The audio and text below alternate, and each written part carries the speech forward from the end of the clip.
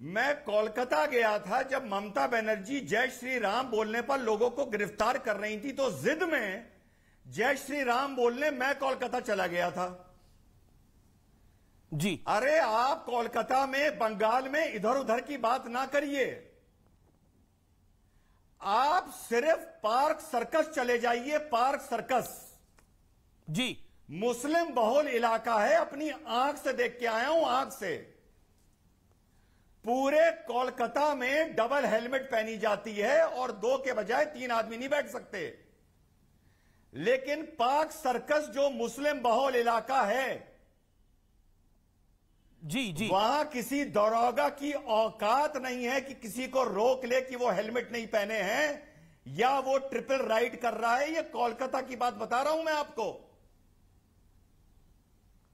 तीसरी और आखिरी बार वो बात आपने भी उठाई थी अमीश भाई। सुधांशु भाई, भाजपा का फौलाद का जो जिगर है, वो सिर्फ हमने सुधांशु भाई 370 में देखा, ना हमने शाहीन बाग और सीए में देखा और ना हमने वेस्ट बंगाल में देखा। सुधांशु भाई बुरा ना मानिएगा, ऐसा लगता है कि वेस्ट बंगाल की हिंसा से आप लोगों का कोई फायदा होता है, वरना ये चीज अब तक रुक जानी चाहिए थी। ये रुक जानी चाहिए थी। ये बड़ा महत्वपूर्ण पॉइंट बोला शादाब चौहान। बोलिए, क्या आपको लगता है ये जो घटनाक्रम हुआ है ये वाकई तालिबानीकरण है बंगाल के अंदर? अमेश जी, किसी भी मानव की जो किसी भी तरह की चीजों में इन्वॉल्व नहीं है, मासूम लोगों की हत्या को हम हमेशा कंडम करते हैं। और आजाद हिंदुस्तान में मुझे दुख होता है, कभी हमें ये बाबरी मस्जिद की शहादत देखने को मिलती है, मुजफ्फरनगर दंगे, सिखों के दंगे, गुजरात के दंगे देखने को मिलते हैं, और बंगाल में अरे लेट मी कंप्लीट सर, कभी हमें यहां देखने को मिलता है। और अफसोस होता है कि देश के प्रधानमंत्री भी नफरत पर बनने वाली फिल्म कश्मीर फाइल का समर्थन करके उसको उग्र करने का प्रयास करते हैं। वायलेंस किधर भी होगा हम उसको कंडम करते हैं, लेकिन सवाल यह कि पूरा उसका इन्वेस्टिगेशन होना चाहिए। जलाए गए आपको वायलेंस लग रहा है? मजाक कर रहे हैं क्या आप? बिल्कुल मजाक कर रहे हैं क्या आप? अमीश जी, मैं तो कह रहा हूं कि अमीश, लेट मी कंप्लीट, इसीलिए मैंने कहा कि आप जहां हिपोक्रेसी रखेंगे। क्या hypocrisy? Let me complete first. नहीं, आप रिजवान के बीच में नहीं, वो इतनी बदतमीजी कर रहा था, वो जाहिल आदमी, वो टपोरी को उठाकर लाते हो, किस तरह की लैंग्वेज हर किसी के बारे में इस्तेमाल करता है, लेकिन आप उसको बिठा करके 10 मिनट उसका लेक्चर सुनवाते हैं। और अगर हम लोग यहां पर पॉइंट पे बात कर रहे हैं, पॉलिटिकल पार्टी के रिप्रेजेंटेटिव बात कर रहे हैं, सर, जब पॉइंट 1 2 3 4 5 क्या 5 पॉइंट है आपके? पॉइंट बताइए, आप अपने 5 पॉइंट बताइए मुझे। Point 1 2 3 4 5, I will give you 2 minutes. Rizwan Ahmed का लेक्चर आपको बुरा लग रहा है, लेकिन बंगाल के अंदर तालिबानीकरण से लोगों को तरपार तरपा के जिंदा जलाया गया, वो आपको बुरा नहीं लग रहा? अफसोस है इस बात का। अब सुनिए, पहला तो हमारा स्ट्रेट एंड क्लियर फैक्ट है जो आप फ्रेम करने के लिए लगे हैं कि हम सपोर्ट में, या क्लियर एंड क्रिस्टल ये है कि कहीं भी मासूमों का कत्ल होगा, चाहे गुजरात में हो, चाहे मुजफ्फरनगर में हो, चाहे कहीं और हो, बंगाल हो, महाराष्ट्र, कहीं भी मासूमों का कत्ल होगा, हम उसको कंडम करते हैं। सेकंड थिंग यह है कि इन्वेस्टिगेशन से पहले जज किसी को नहीं बनना चाहिए। तीसरी चीज यह कि कन्विक्शन की बात आ रही थी, अभी सुधांशु भाई ने कहा, मैं सुधांशु भाई से पूछ रहा हूं, कन्विक्शन रेट का पूछ रहे थे। मुसलमान बच्चों को आतंकवाद के नाम पर पकड़ा जाता है, मैं आपकी हुकूमत से पूछ रहा हूं, आपकी सरकार से पूछ रहा हूं, कितनों का कन्विक्शन किए, कितनों को आपने टेररिस्ट प्रूव किया, उनका डेटा दे दीजिए। 15 साल बाद वो छुटकर आते हैं, उनका डेटा दे दीजिए। तीसरा ये बताइए, क्या आप सेंटर में? एक सेकंड, ना रुकिए, आज आपका लेक्चर सुनेगा और पूरा देश सुनेगा। सुधांशु जी जरा 1 मिनट इंतजार करिए। सुधांशु जी, रिजवान, मैं आपके पास भी आऊंगा और तौसीफ आपके पास भी आऊंगा। मुझे बताइए ये मुसलमान कनेक्शन कैसे बीच में आ गया? तस्नीम रहमानी ने बोला वहां पे मुसलमान नेता मारा गया, उसके बाद हुआ, मारे कौन गए? ये 8 लोग कौन थे? ये कौन थे 8 लोग? कौन थे 8 लोग? ये प्री प्लान्ड ये 8 लोग कौन थे? प्लान्ड हिपोक्रेसी है। मैं इधर उधर की बातें नहीं कर रहा। ये 8 लोग जिन्हें मारा गया, ये कौन थे? राजनीतिक लाभ के लिए, राजनीतिक लाभ के लिए ये पूरी चीजों को फ्रेम करो, और जो लोग यहाँ हिंदुस्तान में भाईचारे से रह रहे हैं, कभी कश्मीर फाइल के जरिए उसको बर्बाद करो, हिंदुस्तानियत को, कभी इस तरह की घटनाओं के नाम पर बदनाम करो। हम कह रहे हैं कोई घटना घटती है हम उसका कंडम करते हैं। अपराधी अपराध करता है हम उसका कंडम करते हैं, कोई अपराधी अगर अपराध करता है हम कंडम करते हैं, लेकिन इस तरह की चीजों लोगों को कोई जिंदा जला देगा, लोगों को कोई जिंदा जला देगा पॉलिटिकल वायलेंस के लिए, ये कितनी गलत बात आप कह रहे हैं। मुझे बताइए ये 8 लोग जो मारे गए ये कौन थे? ये 8 लोग जो मारे गए ये कौन थे? कौन थे ये?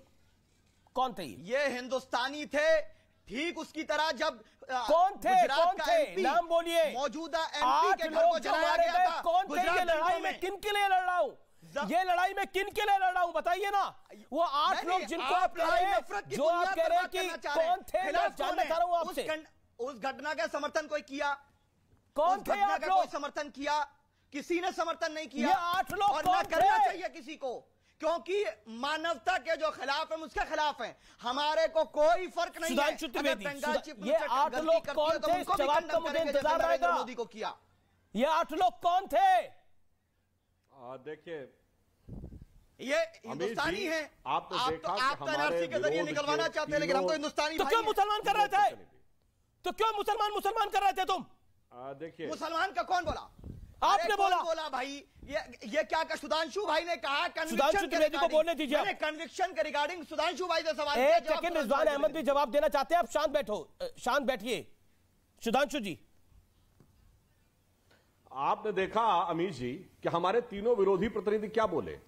तौसीफ खान जी चले गए लखीमपुर और हाथरस पे जवाब देने की बजाय, और तस्लीम रहमानी आरएसएस और तमीज और बदतमीजी पे चले गए, और शादाब चौहान कश्मीर चले गए।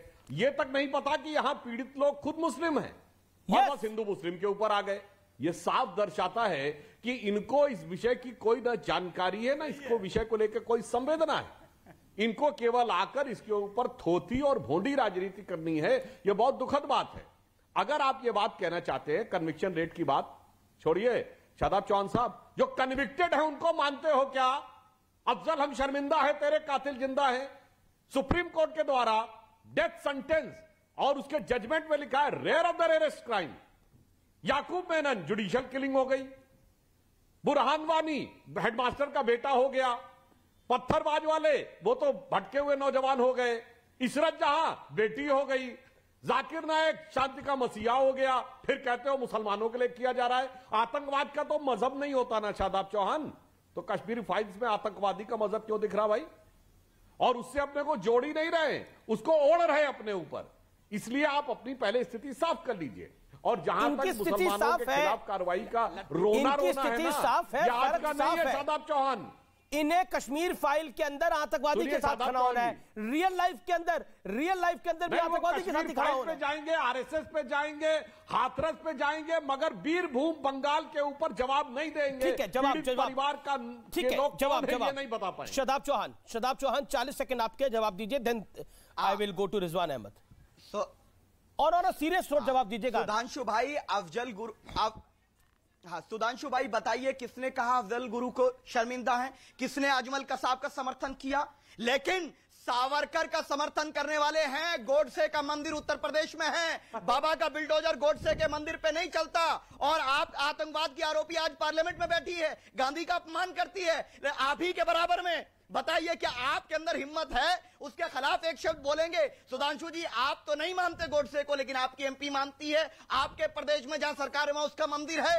क्या बताइए सावरकर को गद्दार आप कहेंगे? हमने कभी किसी आतंकवादी का न समर्थन किया न करेंगे, लेकिन ये जहीं भी घटना होगी, गुजरात के अंदर जो नरसंहार हुआ, मौजूदा एमपी को जलाया गया उसके घर को, उसका कंडम आप करेंगे? नहीं करेंगे। हाथरस की बेटी की इज्जत लूटने वाले और डीएम ने क्या क्या कहा महिलाओं को, पत्रकारों को क्या कहा उस डीएम ने, उसके बारे में आप कुछ नहीं कहेंगे। और आप कह रहे हम सारी सीटें हाथरस में कार्रवाई हुई ना। एक सेकंड रिजवान अहमद कुछ कहना चाहते हैं। गाड़ियां नहीं चढ़ाई गई। ठीक है रिजवान, मैं सुधांशु आपको मौका दूंगा। रिजवान अहमद 40 सेकंड, शादाब चौहान को जवाब, देन तौसीफ खान एंड सुधांशु त्रिवेदी। अब अमीश भाई मैं बोलूंगा तो फिर कोई बीच में कूद पड़ेगा। देखिए मैं बिल्कुल चुप बैठता हूं, उंगली उठा के। जी बोलिए, आप अपनी बात को रखिए। हाँ, एक तो आज मजे की बात यह हुई कि बेबी चौहान को यह बात ही नहीं पता कि 8 मरने वाले